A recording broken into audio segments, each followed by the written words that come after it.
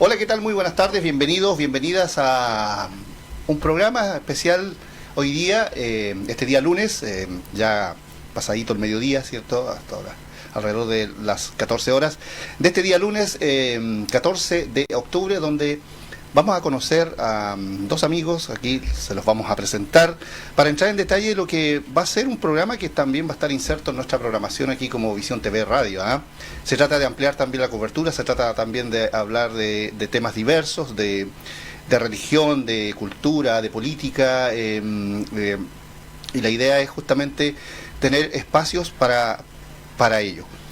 Vamos a conversar con Daniel Parra, que es uno de los conductores, productores de este programa, panelista también me dicen por acá, así es que vamos a presentarlo. ¿Cómo te va, Daniel? ¿Qué tal? ¿Cómo estás, Ricardo? Muy bien. Qué bueno. Oye, gracias por la oportunidad, primero que nada, de aparecer en el canal. Es una buena instancia para nosotros.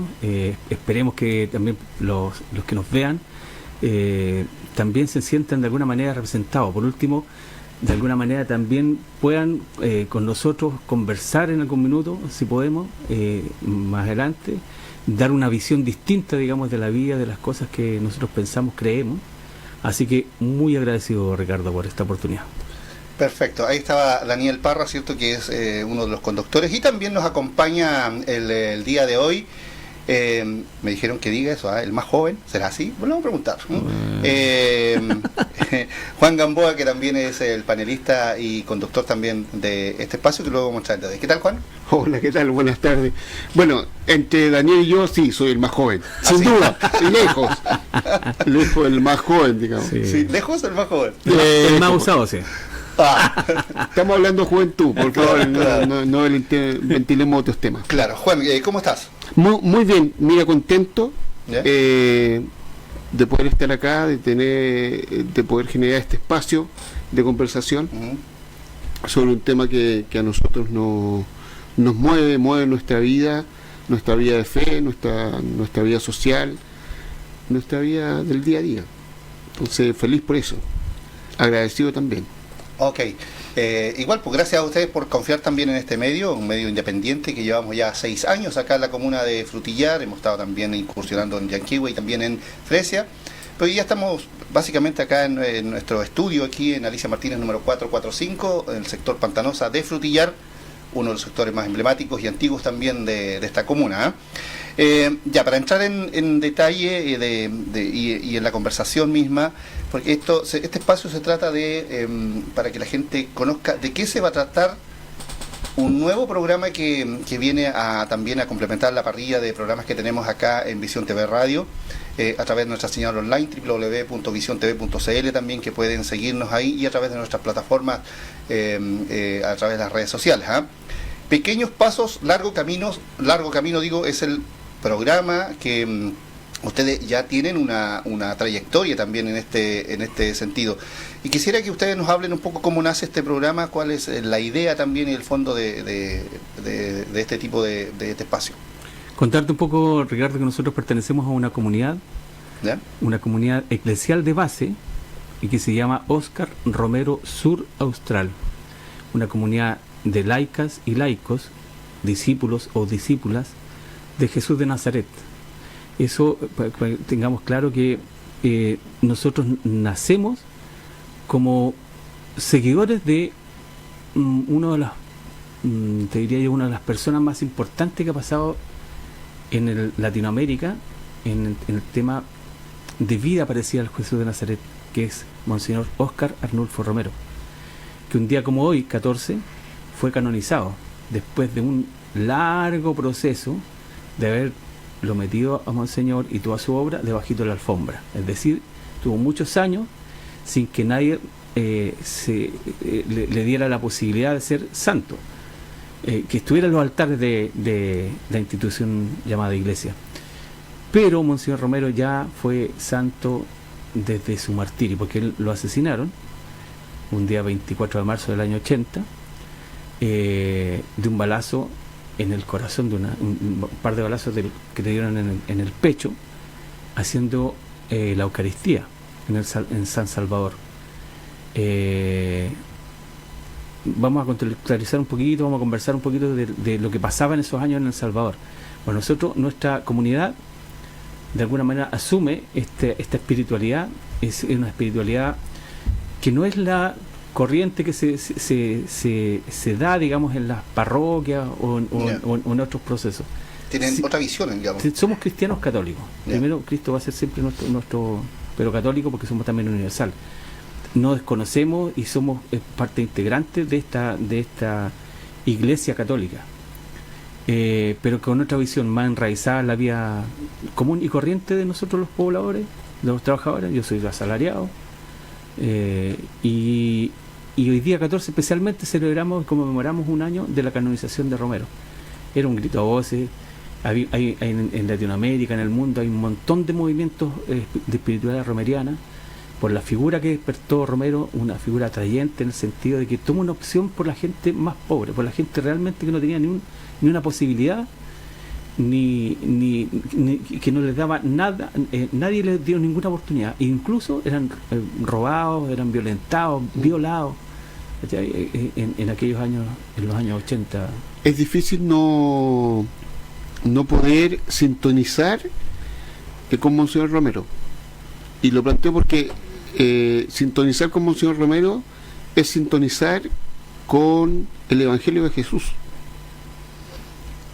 Sintonizar con Romero es entender que el reino de Dios se tiene que seguir construyendo todos los días. Un poco esa es la visión, y nosotros como comunidad llevamos poco tiempo.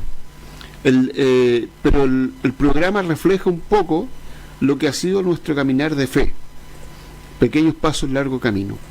Sin duda con el Daniel ¿hace sentido, digamos, el nombre del programa? Muchísimo, porque nosotros con Daniel comenzamos un caminar ya por más de 10 a 11 años atrás, y éramos los dos, y nos juntábamos los 24 de marzo con nuestra familia, a veces con la familia de Daniel y yo, y a veces los dos, y a veces uno más, y nos conseguíamos una capilla en algún lugar, aquí en Frutillar, en Puerto Montt, y celebrábamos la Pascua de Monseñor Romero, que era el día en que fue asesinado.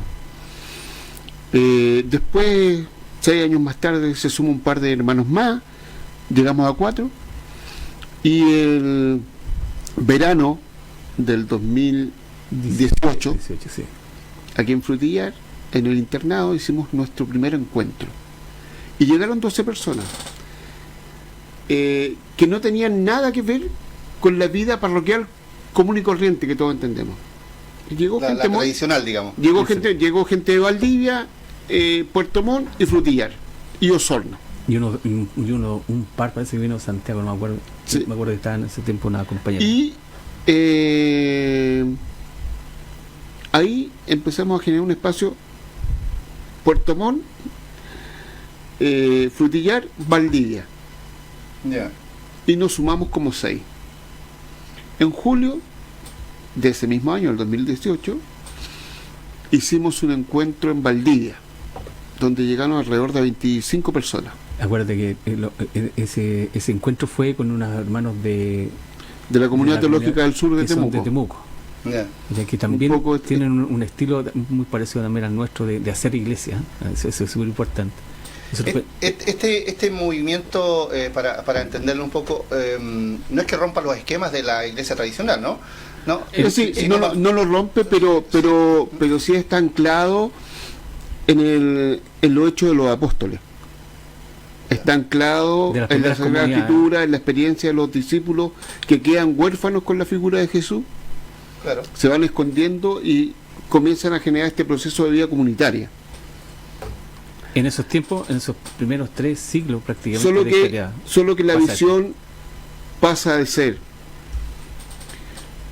una experiencia ritualista a una experiencia vivencial.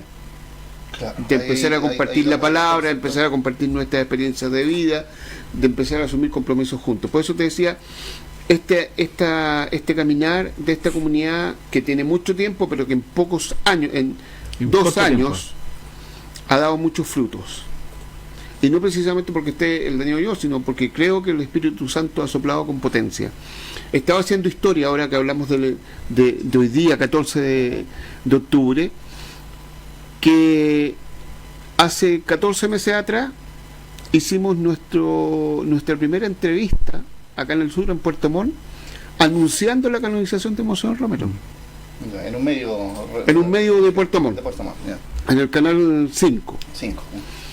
De cuales somos también parte de esa red. Y luego de esa entrevista se genera el espacio de ir a la radio.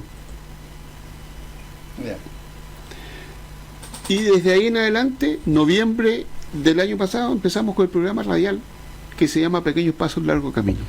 Comenzamos con 15 minutos, hoy día vamos en 45, 50 minutos. Así ha sido un poco la historia de esta comunidad, que no es que sentamos nuestras bases y decimos que somos católicos, que somos una comunidad seguidora de Jesús, resucitado y del Dios de la vida. Me da la impresión, disculpa, con una visión un poco más abierta tal vez y también más actualizada del concepto de religión. Mira, ni tan abierta, sino recogiendo la experiencia de los años 60 del Concilio Vaticano II, recogiendo la experiencia de Puebla, un documento que se hizo en Medellín. Es decir, en Medellín se hizo un documento que en Colombia se juntaron los obispos latinoamericanos y dijeron, ya, ¿cómo hacemos que el Vaticano II llegue a nuestras tierras? Y empecemos a hablar lo que se habla en nuestras tierras. Después hubo otro encuentro, que sería el tercero, porque el primero fue en Río de Janeiro y no pasó nada, fue pura playa nomás.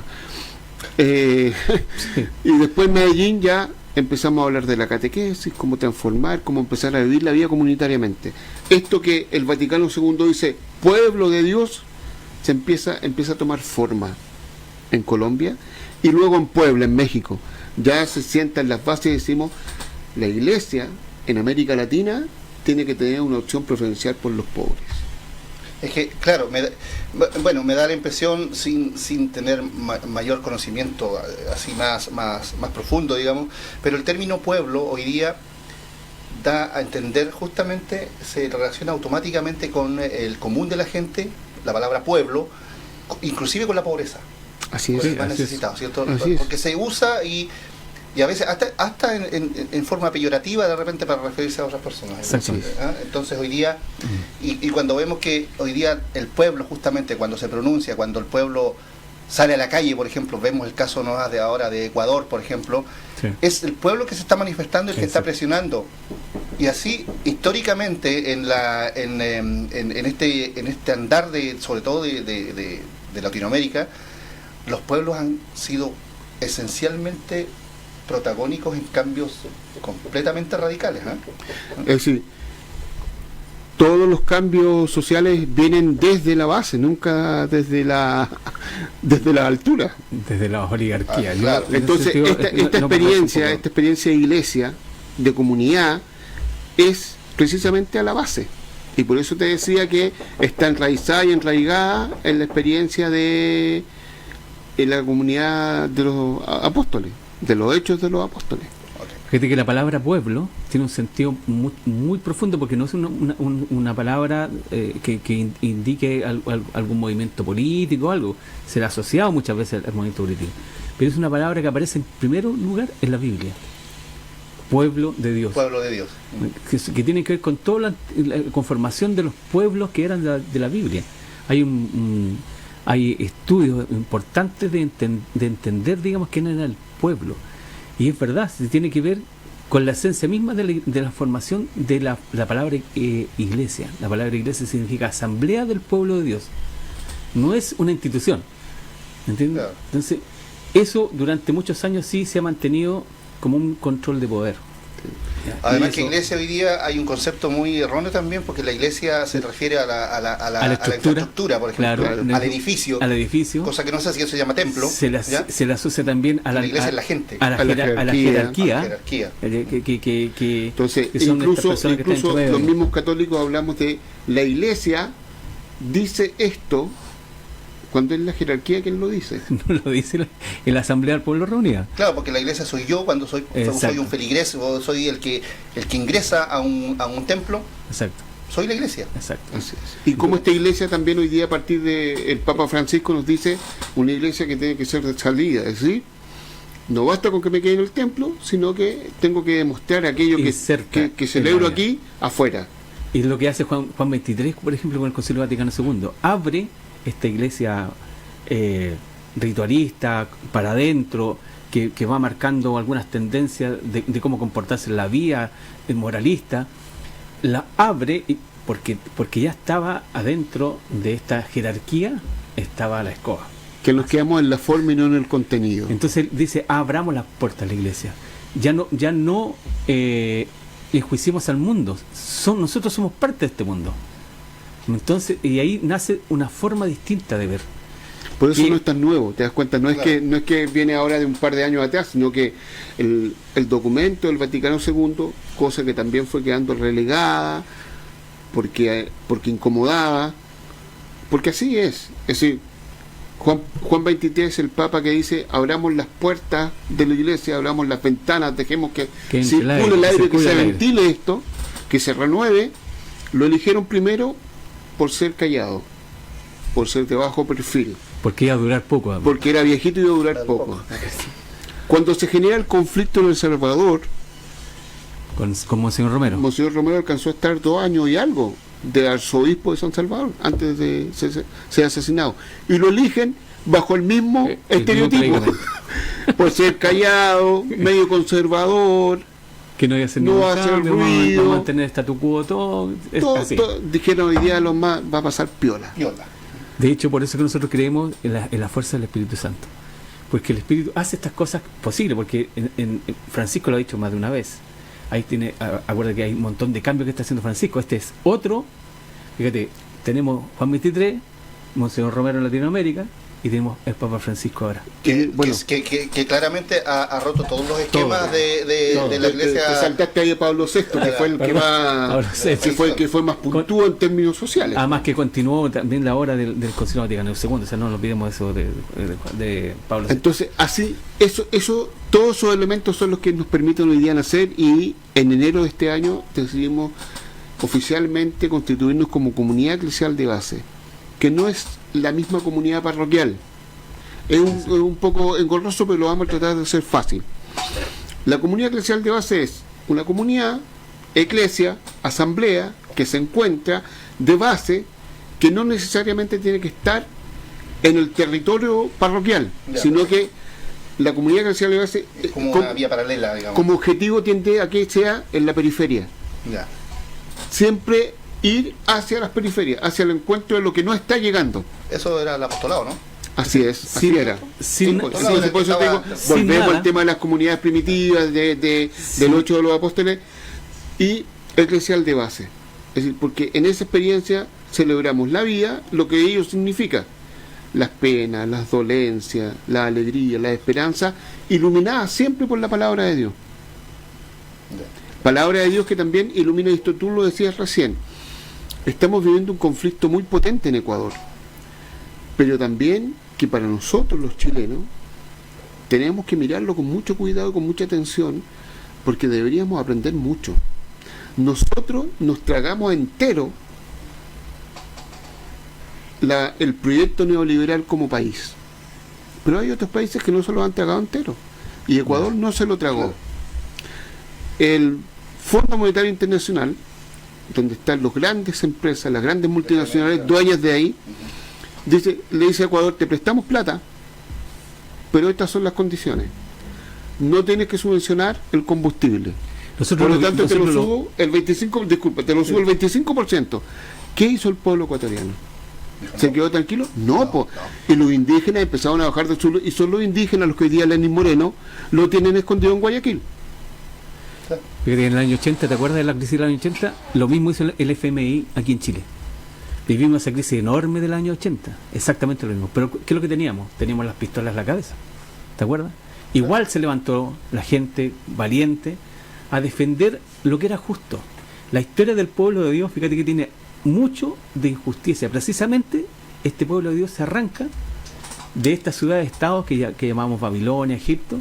Son gente que se arranca de esa opresión, se arranca esa esclavitud y forman se encuentran en un lugar y van conformando a este pueblo de Dios, y Dios se les va revelando en esa historia. Claro, en la historia de la Biblia por lo menos vemos la tremenda travesía que hace el pueblo de Egipto. Entonces, mira, si tú me permites, un extracto de la homilía del 24 de julio de 1977 de Monseñor Romero. Monseñor Romero dice: la Iglesia no puede callar ante esa injusticia de orden económico, de orden político, de orden social.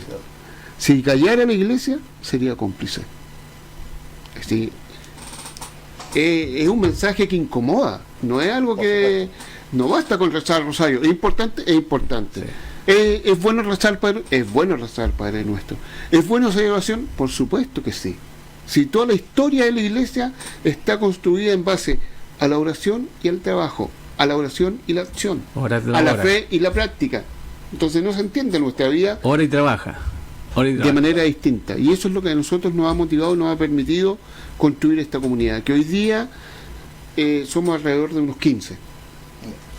Claro, uno podría pensar, Daniel y Juan, que 15 personas tal vez es poco, considerando hoy día la globalización y cómo está todo. Sin embargo, si uno lo plantea pensando también bíblicamente, ya que estamos hablando de este tema, los apóstoles fueron 12. Así es. Sí. Solo 12. Sí. Suficientes como para dejar enseñanzas por todos conocidas en realidad, ¿ya? Entonces, a veces los movimientos o estos cambios no requieren de multitudes, ¿ya? Requieren de convicciones.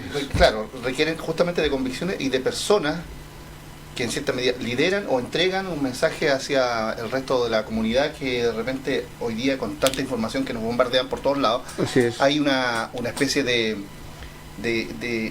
revoltijo, digamos así, usando un término bien coloquial, de ideas, de formas, de doctrinas que nos confunden, ¿eh? Y por eso el nombre del programa, Pequeños Pasos, Largo Camino. Mira, déjame, aquí me llegó en el Face, coloqué alguna cosa, dice: si muchas personas pequeñas en muchos lugares pequeños hacen muchas cosas pequeñas, podrían cambiar la escena actual del mundo entero. Si muchas personas pequeñas. Nosotros estamos en ese espacio de construir pequeños espacios. Así es. Pero de un largo camino que nos va a costar sangre sobre lágrimas seguramente. Y por eso agradecemos este espacio. Bien, pues hablando justamente de espacios, ustedes ya tienen una trayectoria en un medio a nivel regional, ¿cierto? Como es la Radio Belén, en Puerto Montt, capital regional, ¿cierto? Ya tienen ustedes, recién ustedes mencionaban que partieron con un programa de 15 minutos, una cosa así, muy pequeño, pauteado, grabado, y hoy día ya están con un programa casi de una hora en vivo, a través de las redes sociales, que yo los he visto también. Entonces, hoy día se va creciendo. Una de las herramientas importantes también, que es justamente la nueva tecnología que se pone al servicio también del mensaje, de este trabajo de apostolado, digamos. Así es, mira, a través de Radio Belén FM, el programa se puede ver y se puede escuchar a través del Facebook Live hoy día.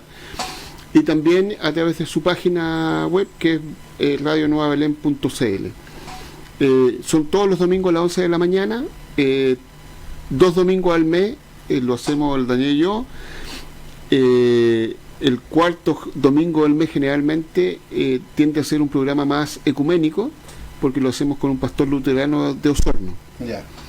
Y una vez al mes lo hacen solo las hermanas y compañeras de la comunidad, ellas.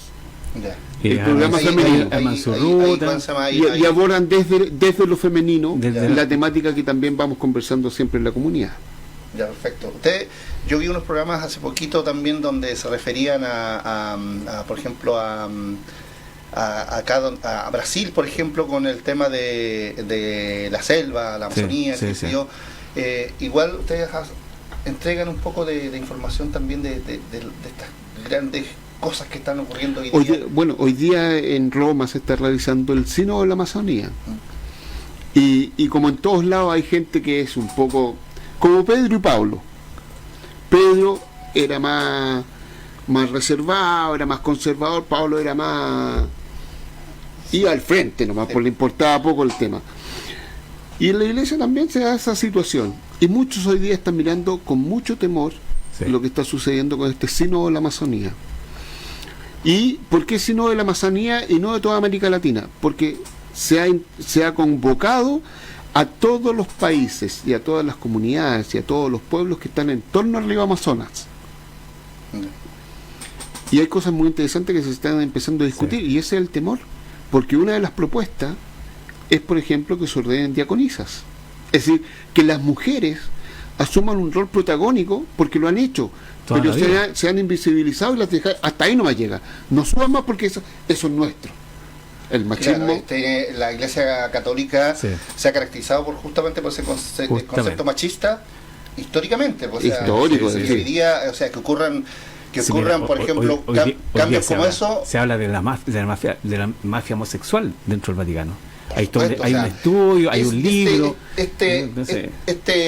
¿Cómo se llama? Yo lo iba a tocar igual, pero ya que entramos en este tema, esta situación que se ha generado en la Iglesia Católica, que ha despertado un manto de dudas, sobre todo tanto en la comunidad, la fe, esta duda hacia los líderes religiosos, ha generado un enfriamiento, digamos, religioso en el continente, en el mundo entero, pero este continente precisamente ha sido muy golpeado por este tipo de situaciones, nuestro mismo país acá y región inclusive.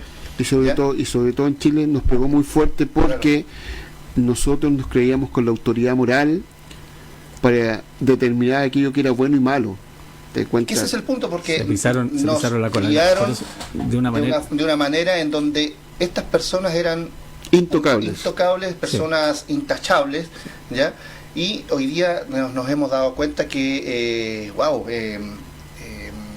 hay una desconfianza, diría yo, por usar algún término no tan radical, desconfianza en justamente en cada persona que dice tener capacidades para gobernar, para dirigir, para instruir, inclusive. Ese fue un problema, es un problema enorme que tiene la jerarquía. Cuando nosotros hacemos la diferencia, hoy día lo que significa iglesia, nosotros somos iglesia, asamblea de un pueblo reunida, no de una jerarquía. La jerarquía durante años administró todo este poder que significaba... claro, las jerarquías son como heredadas en un proceso. Exactamente. Esto, fíjate que además que esto que pasó de la pedofilia precisamente en Chile, hay 114 curas hoy día que están procesados. Pero además, esto es la punta del iceberg, porque esto no tiene que ver solamente con ese tema de la pedofilia. Tiene que ver que si tú analizas la historia de esta jerarquía, acuérdate de la Inquisición. Acuérdate de 500 años en nuestra América Latina, que mañana precisamente vamos a rememorar todas las matanzas, asesinatos que en nombre de Dios se hicieron. Acá, entonces, camuflado con el término conquista, que realmente nunca fueron conquistas, sino exactamente. que fue imposición. Entonces, mira, hoy día de la religión. Hoy día se plantea que el abuso de poder de la jerarquía ha marcado toda esta crisis. Por eso, el 12 de octubre pasado, ¿qué tenemos que celebrar? Hoy día hay hartas miradas con respecto ¿qué tenemos que celebrar? Es decir, ¿vamos a celebrar la evangelización cuando fue con la espada y la cruz? No. Entonces, ese abuso de poder, que solamente muchos lo hemos querido limitar al tema sexual.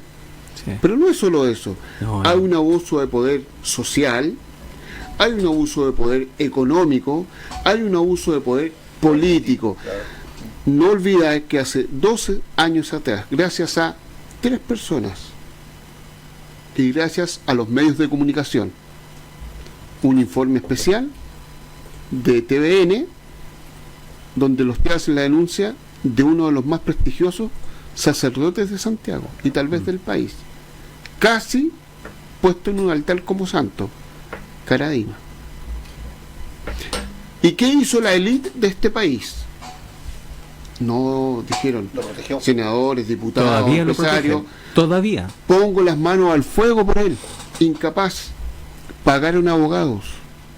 porque no podía ser. Hasta los mayores referentes en la iglesia chilena son cuestionados, entonces, y no solamente en la iglesia católica, en todas las... Es que se está abriendo, es un tema también cultural nuestro, Porque, el tema de la pedofilia viene, me acuerdo, de los campos. Ahora, sí. ¿en qué condiciones se dan los abusos a menores? No se dan fuera de la casa, se dan en el entorno familiar, el compadre, el tío, el primo, el amigo. Es decir, no estamos lejos de eso. Pero ¿qué era más fácil? ¿Sacarlo a luz pública o esconderlo?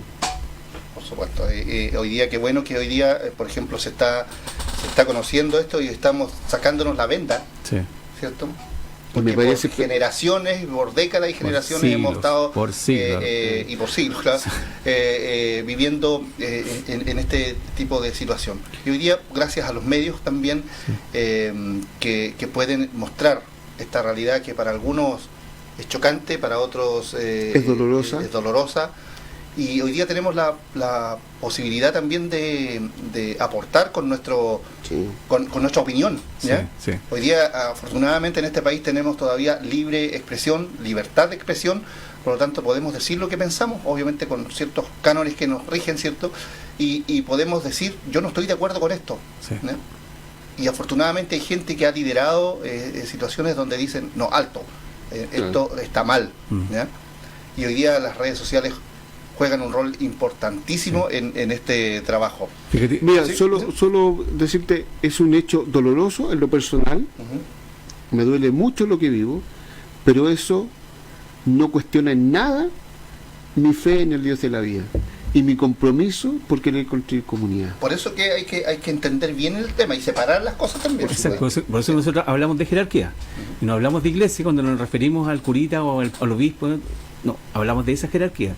Jerarquía es un estado y es además que tiene la connotación de oligarquía, o sea, con muchos poderes.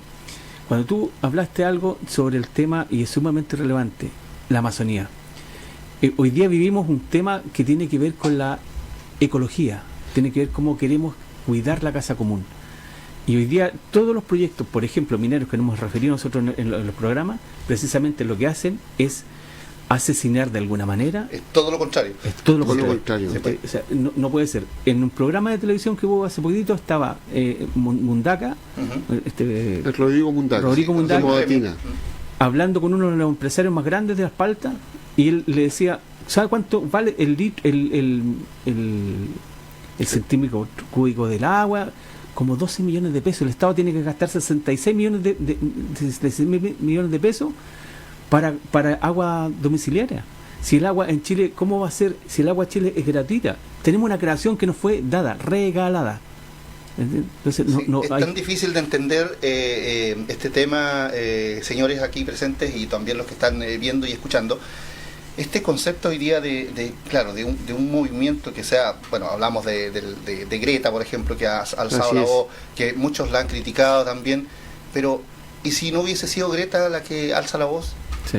Y hubiese sido un niño pobre, de algún sudamericano, Hoy sí, chileno, hay un mapuche, montón. ¿se le habría dado la misma tribuna? No, hay un montón de compañeros que se invisibilizan hoy día. Claro, entonces yo digo, por lo menos esta niña ha puesto el tema y tener la valentía de decirle a varios líderes, ustedes están mal, ¿ya?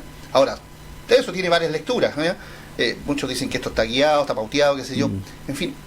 Al final, creo yo que alguien tiene que alzar la voz. Hoy día, en Chile, tenemos una política tan manejada en que es vergonzoso que nosotros tengamos que pagar, producto de las malas decisiones de nuestros líderes, hoy día un servicio que es un bien, la razón principal de la vida, y tenemos que más encima pagar por ese servicio. En otros países no, porque es lo más esencial, es como que tengamos que pagar por respirar. El agua es vida. ¿Y qué es lo que no se entiende? Es el único país en el mundo que tiene el agua privatizada. Es lo que no entendemos el común de la gente. Hoy día la luz nos golpean de nuevo, que tenemos que pagar el 10% más, en fin. Entonces, claramente sabemos que cuando se está dirigido todo esto, orquestado, digamos, y no solamente aquí a nivel nacional, sino viene de afuera también estas ideas y estos manejos, ¿ya? El que paga es el pueblo. Volvemos a lo mismo, el pueblo el que de repente... La esclavitud nuevamente. Tiene una forma de sometimiento, digamos, y en algún momento, alguien va a alzar la voz. Nuestro presidente lo dijo. Va a liderar. Nuestro presidente lo dijo hace 3 meses atrás, cuando se generó el conflicto de los medidores inteligentes. ¿Y quién paga esto? El consumidor. Pero lo paga todo. El consumidor paga todo. Así es. Entonces, quienes escuchamos y lo vimos en televisión, nos quedamos sentados y seguimos viendo nuestro celular cuánto nos whatsappeaban. Sí. Oiga, Juan y Daniel, interesante conversación la del día de hoy, lunes 14. Pero yo quisiera también, volviendo un poco al fondo de este programa, que es como la presentación y la previa, digamos, de lo que va a ser este ciclo de programas que vamos a tener y compartir acá a través de Visión TV los días domingos. Hay una película y acá tenemos un corto, ¿cierto? Hay un material bastante bueno audiovisual y que me gustaría que ustedes lo presenten para que digan de qué se trata, porque lo vamos a ir a ver ahora, ¿cierto? A disfrutar. Dura casi 8 minutos, 7 minutos 50, para ser más exacto, y para que comenten de qué se trata. Y para la vuelta podemos seguir con esta conversación y los últimos detalles. Es una reseña de la vida, de la obra de Monseñor Romero en San Salvador. Y uno de los personas que presenta es el padre John Sobrino, un gran escritor, teólogo, pero no menos profeta, ni menos servidor que Monseñor Romero. Eran amigos, conocidos. Vive cerca, seguidor de Monseñor Romero, así que él también de alguna manera habla de las características. Así que él lo va a presentar. Perfecto, entonces vamos a ir a disfrutar de este material audiovisual, de este pequeño reportaje, y ya estaremos de vuelta también para seguir conversando también de los detalles de lo que es Pequeños Pasos, Largo Camino. Por esta tierra del hambre yo vi pasar a un viajero, humilde, manso y sincero, valientemente profeta, que se enfrentó a los tiranos para acusarles el crimen de asesinar a su hermano para defender a los ricos. En la década de los 70, El Salvador se veía sumergido en una crisis social que posteriormente le llevaría al conflicto armado. Monseñor Romero vivió de cerca las injusticias y la represión que se cometía contra el pueblo salvadoreño. Monseñor Romero tuvo un gran corazón y se dejó afectar por el inmenso dolor del pueblo, la terrible crueldad que existía en el país, que todavía existe en buenas formas, ¿verdad? Y se movió a compasión y misericordia. Y viendo cómo sus sacerdotes y viendo cómo los catequistas y los fieles en la iglesia sufrían la pobreza, la miseria, la persecución, la represión, le llevó a él también a optar por ellos, definitivamente a ponerse de su lado.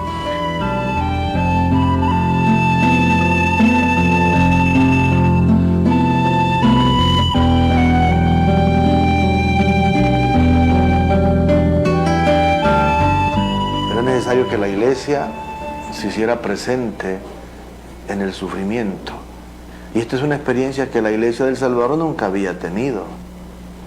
Si nunca habíamos tenido un obispo claramente en favor de los pobres. Entonces vino la maravilla, desconocida hasta entonces, de un obispo que dijese la verdad de las cosas, sin pensar las consecuencias para él, cuánto le iban a dar o cuánto le iban a quitar.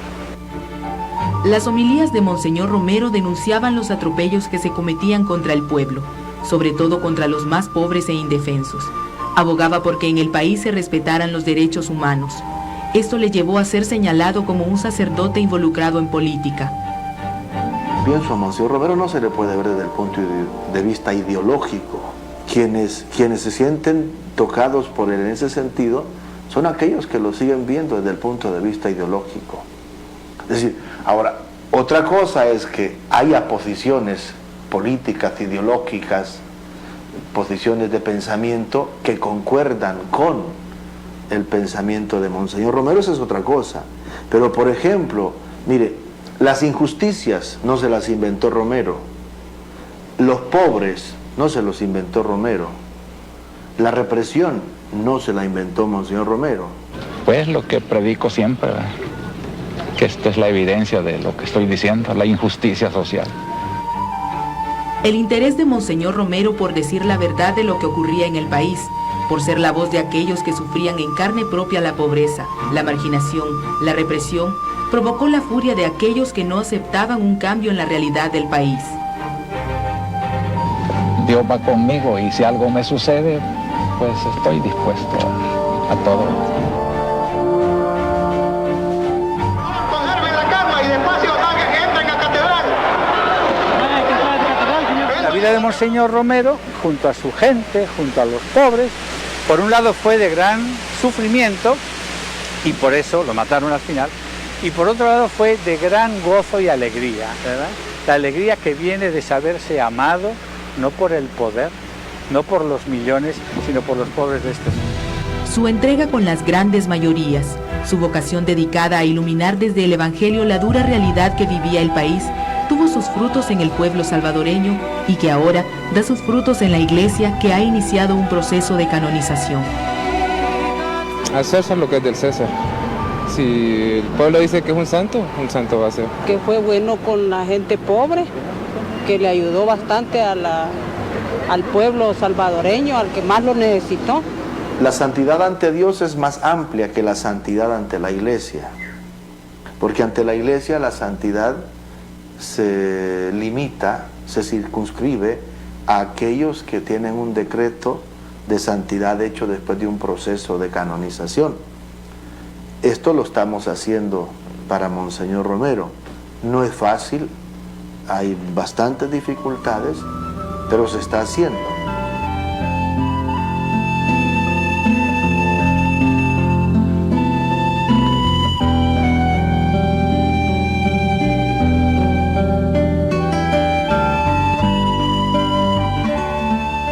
Él dio bastante ejemplos, dio ideas, ¿verdad?, para que la pobreza no bajara, ¿verdad?, los pobres que vivieran un poco más mejor, ¿verdad? Eso es lo que yo le entendía al padre Romero, ¿verdad?, que él iba a favor de los pobres. Muchísima gente en vida, y el día que lo mataron, vio que Monseñor Romero era un ser humano excepcionalmente bueno. Nada más, nada más. Un obispo casaldáliga, a los 3 días de su asesinato, escribió un poema, San Romero de América. En aquella época, en 1980, le llamó San Romero de América. ¿Qué le llevó a eso? El ver su inmenso parecido con Jesús de Nazaret, que vive cercano a los pobres, ayudándoles, defendiéndoles, profeta como Jesús, criticando los horrores, y al final como Jesús, que lo mata, ¿verdad? Aunque el proceso de canonización de Monseñor Romero aún tiene camino que recorrer, a 23 años de su martirio, él ya ocupa el lugar de santo en los corazones de los salvadoreños y para todos aquellos que creen firmemente en la justicia y en la defensa de los derechos humanos. El día que lo hagan santo, quizás sea el primer santo en mucho tiempo a quien la gente le quiere. Hay santos a quien la gente quizás le admira. ¡Uy, qué bárbaro, qué fuerza, qué... Bien. Pero que le quieran, como a Monseñor, pocos hay. Muchas de las situaciones denunciadas por Monseñor aún se viven en el país, pero también está presente su testimonio de fe, de vida, su palabra con todo el amor y el legado que implica para el pueblo salvadoreño. Padre Yacuría, en esta universidad, 3 días de la muerte de Monseñor, dijo: con Monseñor Romero, Dios pasó por El Salvador. Entonces implica pues esa fe, ver en Monseñor, en gente como Monseñor, en las gentes sencillas a quien él tanto amó, el rostro de Dios en nuestras vidas.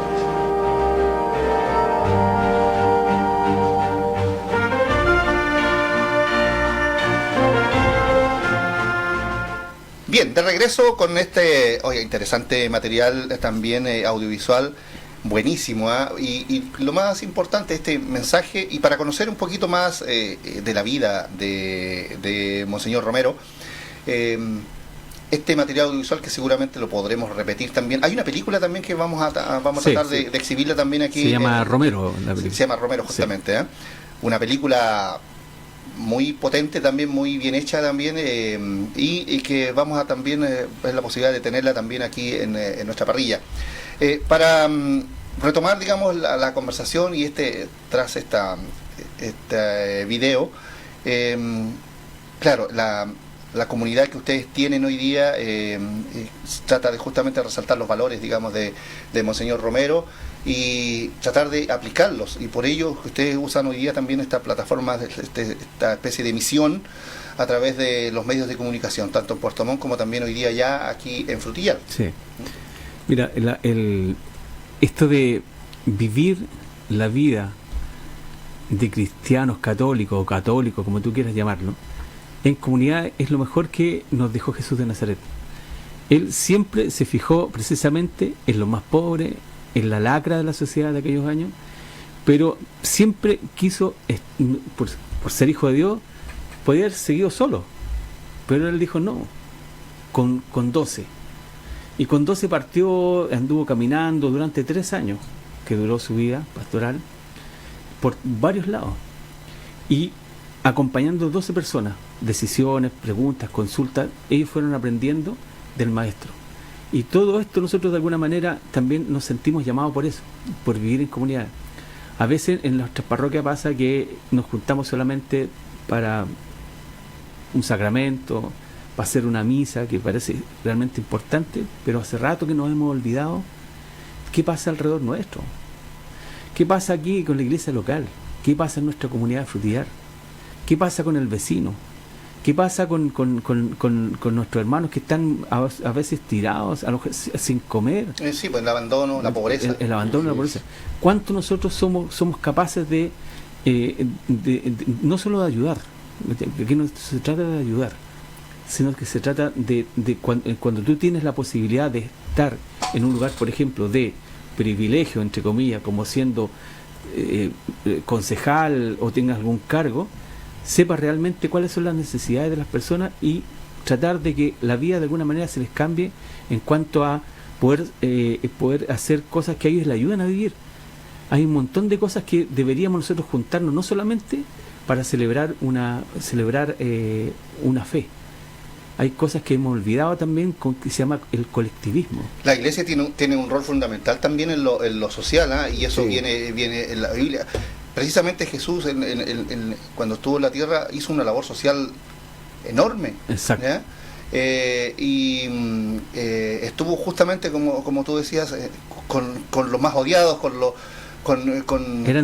la gente que nadie quería juntarse, desde el leproso, la prostituta, el ladrón, el cobrador de impuestos, en fin. Ejemplos sobran para entender de que justamente ese es el rol de la sociedad primero y de las instituciones, en este caso como la iglesia, por ejemplo, que es la que debiera estar en cada vez que hay un problema, debiera estar la iglesia en primera fila. Por supuesto. Después lo político, y aquí lamentablemente es como al revés.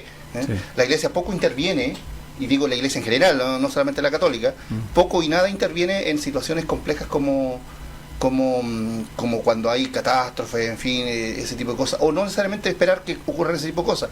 Hay una especie de indolencia con el más necesitado, donde hoy día basta de caminar un poco por los barrios de la comuna para saber que hay necesidad, hay necesidad social, hay falta de trabajo, hay violencia, en fin, hay un montón de otros factores que están perjudicando a la sociedad, sobre todo a la niñez y a los jóvenes. Cuando vivimos el individualismo, Ricardo, es sumamente potente vivir eso, decir yo me puedo salvar solito, porque eso nos dice hoy día la estructura social económica nos dice, usted sálvese solito, no se preocupe por el del lado. Claro. Entonces, ¿qué me tengo que preocupar? De nada, porque yo tengo que salir adelante, ¿no? Y nosotros en este país, precisamente, nuestro gran problema que tenemos es un problema cultural. Nos olvidamos de que teníamos y que caminamos juntos. Hay una canción ¿O de dónde venía? Hay una canción de Tren Quinilo que habla precisamente, nos fuimos quedando en silencio, y habla precisamente del cambio cultural que hubo en Chile. Si en Chile la dictadura lo que hizo fue un cambio cultural y económico, y nos afectó a todos. Hoy día, le pasó a alguien al lado. Antes no, los viejos eran más solidarios. Sí. Y hoy día actuamos. Si no es la Teletón. Sí, y la Teletón dura 2 días, son 27 horas, eso, y al otro día nos olvidamos. Y las 27 horas hasta lloramos por un caso, pero al otro día somos inmunes a lo que le pasa tenemos y tú ves cosas muy simples. Estacionamientos para personas con discapacidad diferente. ¿Y qué hace? Va y te estaciona ahí, el día siguiente la Teletón o el mismo día la Teletón. Pero si son 5 minutos, son 2 minutos que no importa. Si eso debería estar disponible siempre. Que es un derecho. Exacto. Es cuando atropellamos los derechos de los demás, pues, con esas acciones que de repente a alguien le podrá decir, no puede, paso piola, pero no, pues. Fíjate que y eso es lo que hoy día la Iglesia en América Latina ha denominado este sínodo de la Amazonía como la primavera de Francisco. Y una de las cosas que les dijo antes de ayer a todos los obispos y sacerdotes: déjense de la pastoral de mantenimiento. ¿Qué significa eso? Déjense de estar siempre con los mismos, dejen de mantener lo que ya tienen, busquen, preocúpense del otro. Y el video que hemos visto nos muestra esta figura de Romero que dice: en el otro está Jesús, en el otro está mi hermano, en la otra está mi hermana y mi hermano. Entonces, cuando entendamos nuestra fe, que no puede estar disociada de nuestra vida cotidiana, de que nuestra fe es más que 1 hora o 50 minutos de la celebración, es la vida entera, es lo que yo hago a diario. Si yo voy a misa, celebro, canto, rezo y digo, fue espectacular, bien, pero me voy de ahí, llego a mi casa, está mi vecino, no lo pesco, no lo saludo, ni un buenos días, ni un buenas tardes, ¿de qué sirve eso? Sí, claro. No tiene sentido. Entonces, lo que hemos visto y lo que nos ha explicado John Sobrino en la presentación es decirnos: oye, el rostro de Jesús está presente en todos lados, pero particularmente hoy día en los excluidos, hoy día en los migrantes, hoy día en aquellos que su apellido no cuenta, porque tenemos algunos próceres en nuestro país hablando una cantidad de torpezas, por no decir otra expresión, que nada ayudan a que nos reconozcamos como hermanos, primero, como hijos de Dios, hijas de Dios, y así las diferencias que hoy día vemos, que vimos la semana pasada, de esta bala perdida que mata a un niño de 9 meses, y que, claro, hoy día está el cuestionamiento: si esto ocurre en un barrio poderoso, en Santiago, en la zona oriente, en la región de los lagos, si ocurriera en los sectores más acomodados, versus los lugares más postergados, esa persona que cometió ese delito no es pillada en el instante. Entonces nosotros, y como lo dijo cuando vino el Papa, la hermana que estaba a cargo en la cárcel de mujeres, en nuestro país se encarcela la pobreza, en nuestro país se margina la pobreza, en nuestro país se degrada la pobreza, y todo esto es degradar a la persona de Jesús, degradar el reino de Dios. La misión es esa, la tarea es esa. Precisamente lo que nos hemos olvidado local y en este país generalmente, esta jerarquía es precisamente esta capacidad que tenían aquellos personas del pueblo de Dios que se llamaban profetas. Los profetas se pierden. Precisamente tenemos nada de profetas hoy día. El cura local de cualquier parroquia, yo no he visto acá en la región alguien que le haya puesto el cascabel al gato denunciando cosas que pasaban en nuestra región. No, porque justamente es un círculo. Porque la actitud del profeta es anunciar y denunciar. Claro. Anuncia el reino de Dios y denuncia las injusticias. Porque lo que hacemos a veces en la misa es una cosa así como hablar de las cosas que tenemos que hacer como cristianos, que mira, tú tenés que hacer así, nosotros los cristianos hacemos así y así, pero cuando hay un discurso de las realidades que vivimos en nuestra comunidad. No va acompañado de acción, pues entonces... Por otro lado, vivimos en ciertas partes así como acomodaditas y hacemos una homilía lo más light posible. Y nos olvidamos de la esencia. Por eso que nosotros instamos a vivir este camino comunitario en donde nos vamos a empoderar, en donde juntos vamos a decir basta. No la voz de uno, la voz de varios, de pequeños, pero juntándonos con otros pequeños. Ese es siempre nuestro llamado. Juntémonos a hacer de esta vida una vida colectiva. No nos olvidemos que somos seres humanos, que necesitamos de otros seres humanos. Fuimos creados. Vivir en comunidad, eso es. Fuimos creados para vivir con otro, con otra, no solos. Claro que sí. Oiga, interesante, podríamos irnos mucho más en tiempo en esta conversación. Ha sido una conversación muy grata con Daniel Parra y Juan Gamboa también, este día lunes, hoy día, inicio de semana, ¿cierto? Y la invitación también es para que en futuros programas, los días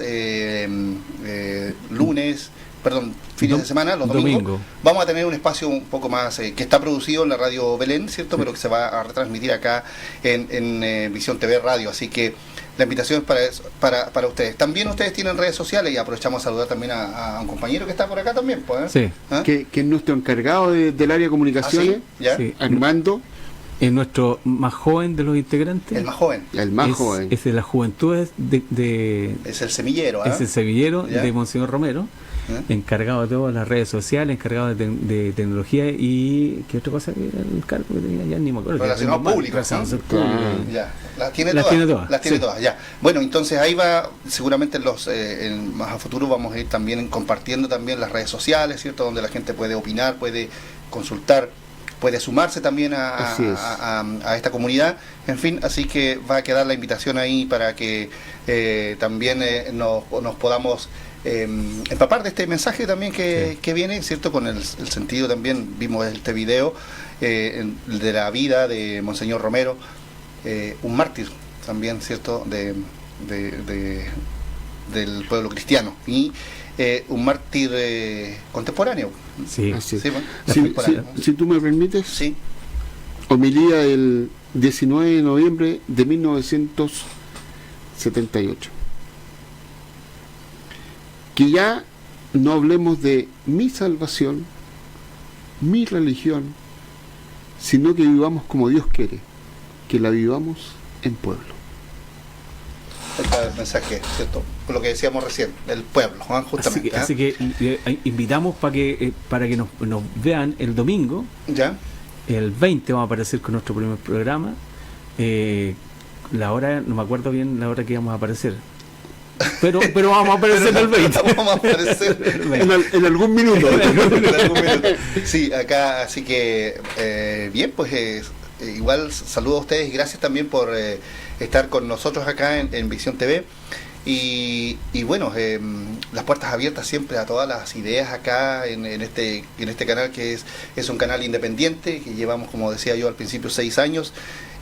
Como una opción, como una alternativa también, ¿cierto? Que en este canal no tenemos fines políticos ni religiosos, sino una ventana abierta a las diferentes inquietudes también que tiene la ciudadanía. Y por ello es que nosotros, cuando Daniel me presenta la idea de un programa acá, digo, encantado de poder ser parte de este espacio. Así que todos al final estamos aportando un poco a que se entregue el mensaje, el evangelio en todas sus formas, ¿no? Exactamente. Así que muchas gracias. Nosotros agradecidos, también te agradece Juan también por conocerte ahora. Te agradece la comunidad desde los Andes, San Bernardo.